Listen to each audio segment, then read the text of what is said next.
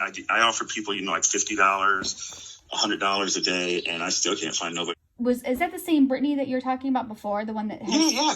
But here's the funny thing. Brittany never told, not really so important right now whether I did or did not do anything to Jasmine. That proves that they knew about sexual abuse. And this is in Missouri or in Illinois? Yes, both. Doesn't matter. You ever met Mike Dixon? He's now chief of police in Bethalto, last I heard. Met him one time in jail. This is the first time I ever met Mike Dixon. And then after, talking to him a couple times, I said, oh, wait a minute. The one with the name Dick was the one being a dick. He knew where she was. He knew what happened to her. As far as I'm concerned, he was probably involved. But Jasmine, I'm concerned for her safety. He kept calling me I don't know, 3 to 5 times a week, trying to, the little bells and whistles were going off like, oh, God, no, not again. Like I said, my story is kind of deep, but I really don't talk too much about it because, flashbacks. This stuff is too stressful to listen to. Do you understand? I got to live through this stuff. What was too stressful? At what point did it get too stressful? Oh, like Jasmine being beat and child molesters and all the child molesters, et cetera, et cetera, et cetera. Oh, he's just affectionate. He just cares. That's his daughter. He has the right to be touchy-feely affectionate. No, he's bound by the same rules as a teacher, same rules as a doctor, same rules as a bus driver. And nobody's reporting him. You see your kid and it's being touched by a teacher like that, by a doctor or something like that. It's going to red flag you. Well, can I interview you? And luckily you got that on tape probably. But the sad thing is in Illinois, it's illegal to record, but it is not illegal in Missouri. Well, yeah. Anyway, so you're talking about with Brittany. But she never told anybody about that because we were in about, 3, 4, 5 years when I get a little more financially settled and I get a place, and not here. I mean, I can't let nobody come here. Yeah, I was like, I'll hire you. To me, she was going to be an employee because you're in a position of authority. And whenever you're in a position of authority, they have to appease you. They feel like they have to appease you, just like a prisoner, Mm-hmm. So out of bounds on this position of authority and using it as abusively to get off. Sexually harassing. Sexual stuff. I heard you guys hugged, and I wasn't doing anything that she come up to me and, I just raised my arm and, she came in for a hug and I hugged her. Yeah. And another time, I gave her a peck on top of the head and on passionate kisses go way over 5-10 seconds, passionately kissing her, so it's like, whoa, it's like 1, 1,000, 2, 1,000, 3, 1,000. Okay. That's enough. The philosophy is beautiful. That's why I'm so drawn to it. Mm-hmm. The philosophies are beautiful. What do you find what philosophies do you find most beautiful? Predators. Is it organized, the predators, they just happen to be in the same place? Is it known that there's all those predators, and do they kind of have a way of identifying each other? Well, remember the story I told you earlier? Predators in my past life that someday, after I make it, I'll bring all those stories to light. But they have to remove protection. If somebody's targeting a 10-year-old kid or something, and there's protection around that kid. Even in this neighborhood, there was this little girl neighbor for targeting her, and they said they were going to kill the dog, break into the window, and rape her. They had to kill the dog. Anytime there's protection, they have to eliminate and remove protection first before they can prey upon, their prey. And I think Christmas is why they really did, because there was lots of kids there. I didn't know they were having a big Christmas party, and there was lots of kids going to be there. And they knew I didn't touch, hug, or talk to certain ones that, were closer to me. They knew. Other targets? Oh, yeah. But I even talked to their parents, and they don't even know about it. But I've been through this arena before, and it's usually, you'd be surprised, even Jasmine and Kendra, he's a predator before puberty, but I guarantee before puberty, some way to get her back. Predators love pre-puberty or pubescence. They love to be the, you know what they are. They're predators. Having sex with girls all the time just to protect her. So, yeah, I've had sex with her. I've come all over this. I mean, she's sucked my dick, all this other nasty stuff, right? Mm-hmm. And all of a sudden, because he was saying stuff like these predators lost interest. Oh, I don't want her now. It's like, oh my God, what a sick, but smart. So, you could just say you've done something with the kid. And some people are like, wow, serious. But when they're all sweet and innocent and, sheltered, they're just targets. Yeah, I've been around a lot. Game of Thrones, no joke. You said that the first thing they do is they remove the protection around the kid? Oh, no. Oh. Reverse that. This one guy I knew, he liked kids also. She's not innocent. It's like, yeah, he totally lost interest. It was just weird that was his way. It's something I have seen and it works. They don't want a kid that's, sleeping around or a kid that's, used. They want to be the first. That's why they go for pre-puberty or pubescence, Mm-hmm. Oh, wow. I didn't realize that. Oh, yeah. In fact, I'm about to start studying magicians because I had no idea how much magic and magicians tricks. Mm-hmm. So I really want to get into that. I want to get into magic. I want to learn all the psych on magic. There's so much smart psych in there that's just unbelievable. And especially before I get into politics, it might be helpful. Hello? Yeah, I'm still here. Oh, okay. Yeah, that's just a fog. I was trying to think of some useful information to pass on to you, but I really ain't got nothing. So it's kind of like a fog, running through. You said that Brittany, you talked to her about like helping you. She's 15 right now. She aids and assists in crime. What's the penalty for a 15-year-old aiding and assisting in crime? None. If she's 18 and she aids and assists in a crime, especially felonies, what penalty is there? Well, then there's penalty. So you said that you've observed like the code between like predators. They just know each other. I mean, even gamers know other gamers. All groups start, forming, and even if they're in a legal, hush hush group, like they got their drugs and their trafficking, and they filled me out for a little bit to see if I was like them. So you personally have observed that there's like a hush hush secret group. Faith was trying to accuse me of stuff. There's a few reports of those in Collinsville and Alton, I guess, or that area. Don't know why. Faith Scott, that's Jasmine's older sister. The court should have used that to help me get custody of Jasmine. But how did Jasmine end up with you? She was basically just abandoned with me. And we hooked up, I guess she was like 4 or something, maybe 3. Definitely no later than 5, but like 3, 4, or 5, she came to me. And I raised her from like 5 to 10 or 4 to 10 or 3 to 10, probably about 4 to 10. But the stuff I grew up on was very ill humor and very inappropriate humor, so I didn't really register. And one day she actually tried to literally physically force us to have sex. And it's like, oh, this ain't a joke. You ain't joking around anymore. I mean, you are literally wanting me to child raped her one time. And I stopped it. It was just finger raping, but still, I mean, that's rape when you penetrate, We were clothed threw Jasmine on top of me and tried to, Jasmine, when she came to me, said years later when she was 10, and when I was first brought to you, I thought I was for the purpose of sex. When you were first brought to me, you thought it was for the purpose of us having sex? And she goes, yeah.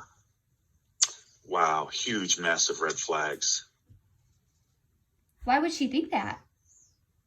I don't know.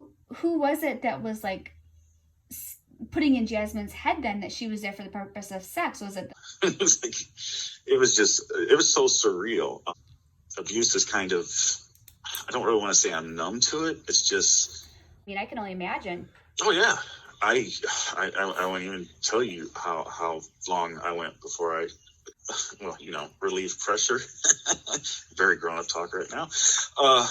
But it was at least a year or 2. Because just flashbacks. Even now I haven't hooked up with anyone since that, and I have no desire to. I don't think I could have sex with anyone until this situation has been resolved. Until something's done about this. Because right now this really sounds sick and sad. And if I could go back in time right now, since I'm so losing, I wish to God I would have had sex with Jasmine. At least we would have been together. I could have raised her, could have helped her. But until there's a good outcome where, I win. But for right now, it's to the point where it's kind of like, God, I wish I would have.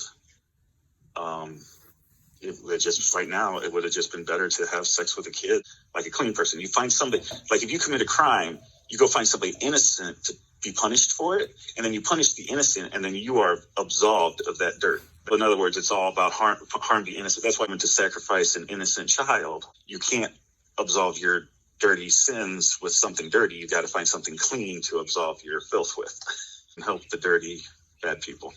My mind just kind of going back to like the resolution that you're seeking with like the Jasmine situation. Obviously you have, regret and guilt. How do you think the best resolution would be to help the innocent? Yeah, it's all about having the position and the power and authority to do something. What would you do to help Jasmine? Custody. I mean, instantly, just bam. I mean, she is, because she's probably, and I hate to say this, she has. Did you meet Jasmine, or was that not allowed? That's all she does is lie. We'll see. I'd like to get her again. I mean, like I said, I want to tell you as much as I can and give you as much as I can, but I also don't want to screw up any future court case. And that gives you an idea what my home life has been like. The fact that I haven't snapped yet. He's got children in the RV, this and that, and oh my God. I was quite a toy collector. Embarrassing, but yeah, I was quite a toy collector. My whole 80s kid. Sure. Okay, say somebody kidnaps a kid, and this I hate using this as an analogy, but it's probably the best one I can think. Kidnaps a child and holds him prisoner for 5-10 years.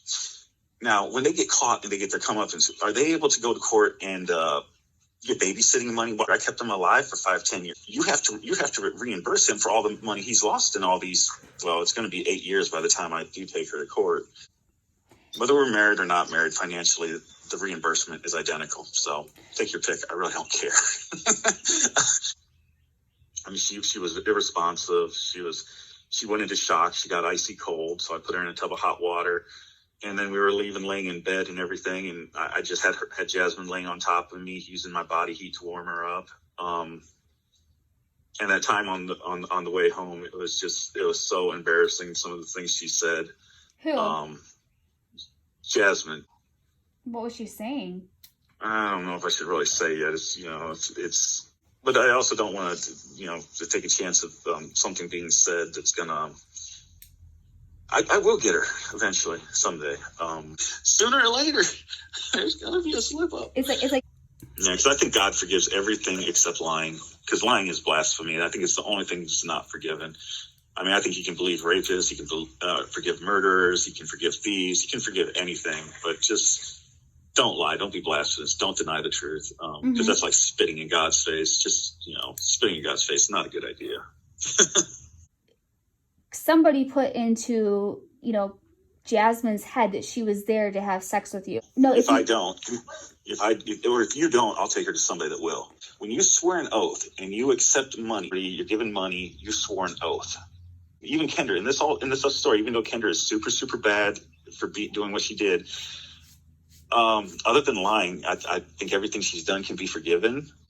Kendra's going to get in a lot of trouble when this is over. She's going to be in she's probably sentenced to life in prison, like so many years. That she'll question, why do you want to force them to have sex? You need some help. Why don't you take some medication, get some therapy? We need to know why you went on to sex trafficking a child. But yeah, that's pretty much the way it should go. It's not so much the person committing the crime as the intent, the way it's done, who helped.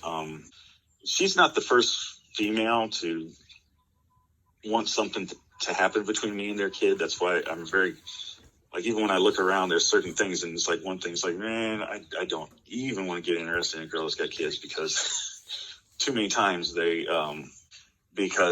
does it every time. It's it's just a pattern.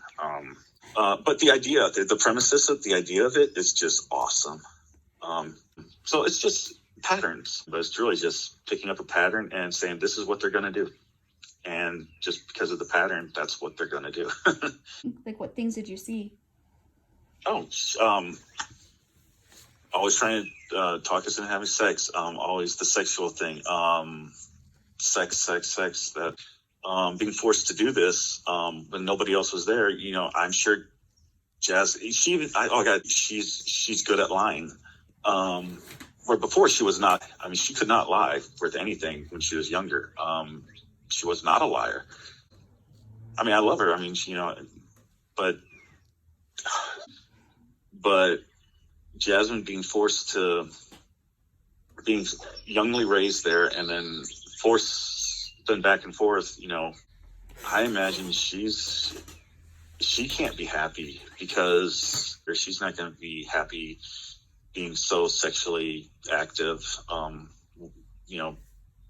to try and erase, because a lot of times girls try to erase sexual abuse by being more sexual with other people, they'll drown it out. Mm-hmm. They'll drown out. Where to me, it's, which is silly to me, but that's just to me.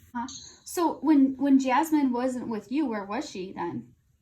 You said Oh, she was just with me. I mean, she was nice, loving, kind. She did painting. She did this. She was happy.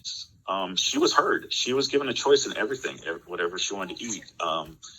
She was given a choice. She was treated as an equal. She was just something to use, and she didn't matter. How did she come across to you and stuff like that?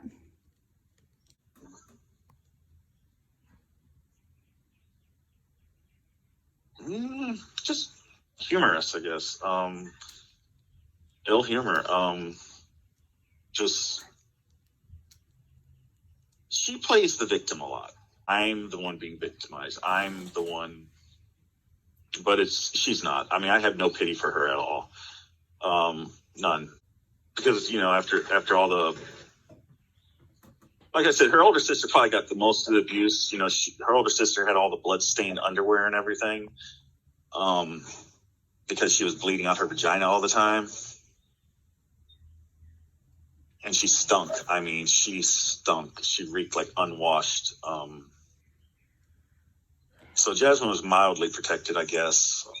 And plus, like I said, by 3 or 4, she was with me most all the time. But Jasmine did not want to spend the night there. Jasmine did not want to be left alone there. Now I'm the one that beat her. I'm the one that raped her. I'm the one that didn't give her a choice in anything. You know what I mean? Oh, I know. I would go with that.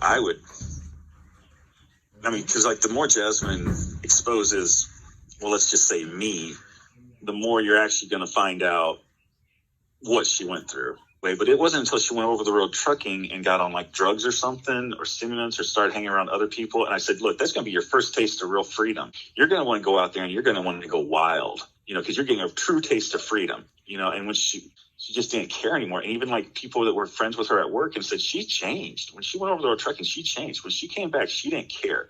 Where before, she was torn.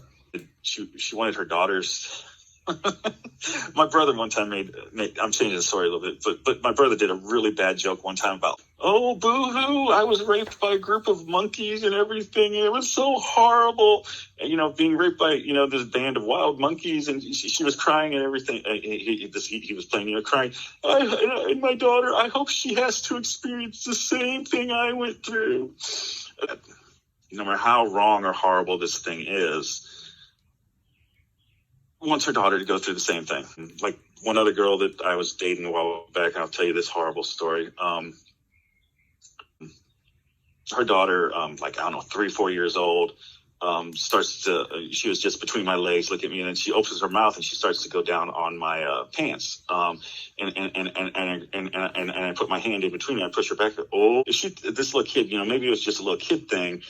And when I told her about, her doing that, and she was like, why didn't you let her? Why didn't you let her? I was like, what do you mean? And then she broke up with me, and she goes, yeah. Wow. She broke up with me because I would, yeah. I mean, most people walk around this world, blind. When some people, they hear these lines like that from me, and some of them say, no. It's sad. Experience that age of sex. Like maybe it's living vicariously, having those early experiences, no matter how bad they were, because, sex feels good. Sex is enjoyable. Maybe they think they're doing good, making them feel good, making them whatever. There's no way to know why people do what they do. Yeah. Because you've been helpful to me a lot. I mean, my depression was really good. I actually did go visit one person since I talked to you last, and I even mentioned to you. I said, yeah, this reporter, she was kind and nice to me. That was helpful. Because most people ain't. So textbook. My God, if you study some predators and grooming children, these are textbook predators getting out in the open, showing effect, like, look, I'm such a good person, and accidentally walking in, their room or their bathroom. I mean, it's like drug addicts have certain characteristics that are the same. You might trigger her. Have you ever seen? They might have calmed it down, but have you ever seen Hunger Games? Yes. Good. Okay. Remember when he was strapped down and they mentioned that one girl's name and he just started to freak out and just got all violent? She's a bad person. She needs to die and all this stuff. Yeah. That's the way Jasmine reacted last time I talked to her. I mean, hopefully, I kind of hope she does the same thing. I kind of hope she just freaks out and starts, that brainwashing kicks in, and she just gets all hysterical or violent, or poke a little bit to, here and there, and see what reaction you get here and there. Stir it up a little bit, mix up the pot. Well, listen to her, because I can guarantee not the target is probably going to be truthful, but I can guarantee the stuff is probably going to be truthful. Mm-hmm. And she says I beat her. Okay. So, I mean, yeah. She said Kendra never hit her.